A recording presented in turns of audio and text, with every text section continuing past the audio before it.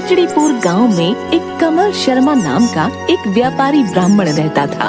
वो बहुत पहुंचा हुआ चतुर ब्राह्मण था।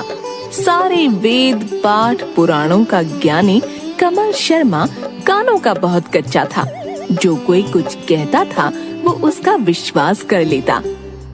एक बार शर्मा जी एक बकरी का बच्चा खरीदने दूसरे गांव गए कि वहां से बकरी का बच्चा खरीदकर बाजार में उसको बेचकर अच्छा लाभ कमाऊंगा, ऐसा सोच एक बढ़िया पशु खरीदने की चाह में दूसरे गांव की ओर निकलता है और गांव के एक व्यक्ति जिसका नाम गोपाल है एक बढ़िया पशु के लिए पूछता है।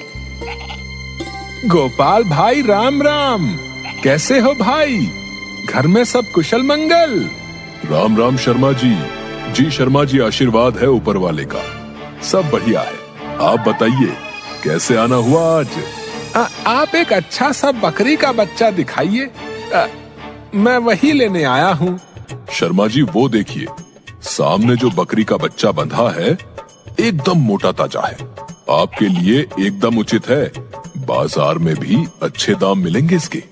अरे वाह वाह, ये तो बहुत अच्छा हुआ। सही है, ये चलेगा। गोपाल भाई अब सही से दाम बता दीजिए। शर्मा जी और गोपाल ने आपस में मोल भाव किया और बकरी का बच्चा अब शर्मा जी ने खरीद लिया। रास्ते में बकरी का बच्चा शर्मा जी को परेशान करता है, तो शर्मा जी ने बच्चा अपने कंधे पर लाद लिया और चलने लगे। शर्मा जी को कंधे पर बकरी का बच्चा ले जाते हुए तीन ठग देख रहे थे। कैसे बकरी के बच्चे को पंडित से चुराया जाए और फिर बाजार में इसे बेचकर अच्छा मुनाफा मिलेगा। एक आइडिया सुनो। एक दूसरे के कान में फुसफुसाकर वहाँ से निकल जाते हैं। पहला ठग शर्मा जी के सामने आकर, अरे शर्मा जी, अरे ये मैं क्या देख रहा हूँ? राम राम राम राम, ये क्या अनर्थ कर रहे हैं? एक कुत्ते को कांधे पर क्यों बैठा रखा है? कहाँ ले जा रहे हो उसे?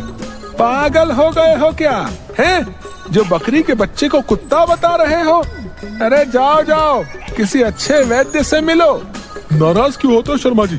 आपकी मर्जी, कुत्ते को बकरी समझकर ले जाओ जहाँ ले जाना चाहते। मुझे क्या करना है? मैंने तो सोचा आपका धर्म भ्रष्ट ना हो तो बता दिया।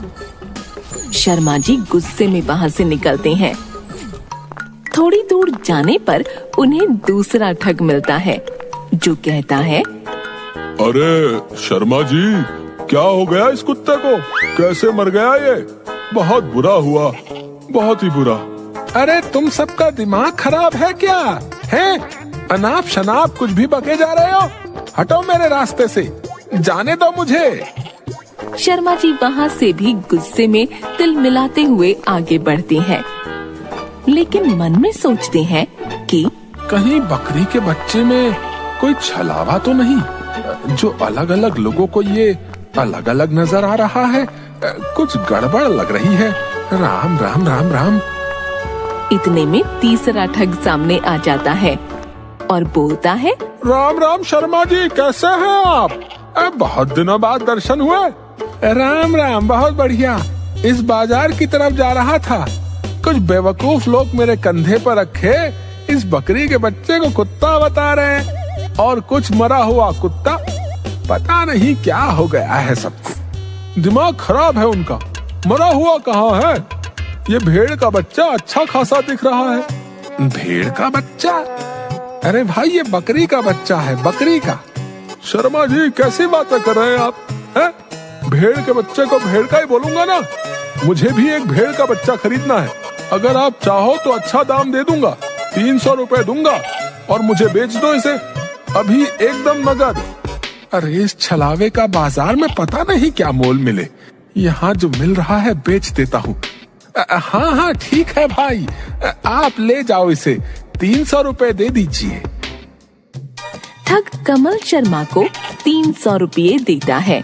300 रुपये लेकर कमल शर्मा वहाँ से निकल जाता है और तीनों ठग इकट्ठे होकर बाजार की तरफ निकलते हैं। उधर कमल शर्मा को लग रहा था कि कुछ न कुछ गड़बड़ तो जरूर है। वो इसका पता लगाने के लिए उनके पीछे बाजार में आता है।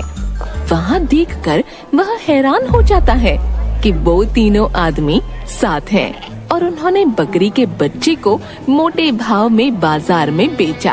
अब क्या था, कमल शर्मा का तो बेवकूफ बनाया जा चुका था। शर्मा जी के दिमाग की घंटी बजी और उन 3 ठगों को सबक सिखाने के लिए एक उपाय सूझा।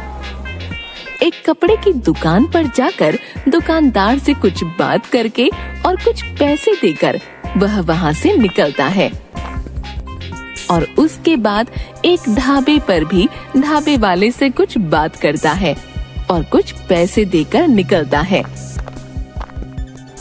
अगले दिन उन 3 ठगों के सामने से कमल शर्मा हाथ में एक लोटा लेकर जाते हुए इतने में तीसरा ठग सामने आ जाता है और बोलता है, अरे शर्मा जी, आप कहाँ चल दिए? अरे भाई, कैसे हो आप? किसी जरूरी काम से जा रहा हूँ, बस ढाबे पर खाना खाऊंगा फिर निकलना होगा। बाजार जा रहा हूँ इस लोटे को बेचने। अरे शर्मा जी, इस लोटे को कौन लेगा भला? ये कोई ऐसा वैसा लोटा नहीं है, हमारा पुश्तैनी जादुई लोटा है। आओ, मैं तुम तीनों को आज इस लोटे के जादुई पानी के बारे में बताता हूँ। आओ। तीनों ठग शर्मा जी के साथ उनके पीछे ढाबे पर चले गए। शर्मा जी ने वहाँ पर खुद भी खाना खाया और उन तीनों को भी खूब खिलाया और उसके बाद ढाबे वाला शर्मा जी से 450 रुपए हो गए सबके। शर्मा जी ने अपने लोटे से पानी लिया और ढाबे वाले के ऊपर छिड़क दिया और कहा, हे जादुई लोटे के जादुई पानी, चल दिखा अपना कमाल। इतना बोलने के बाद ढाबे वाले ने अपनी जेब में हाथ डाला और उसके पास जेब में पैसे थे।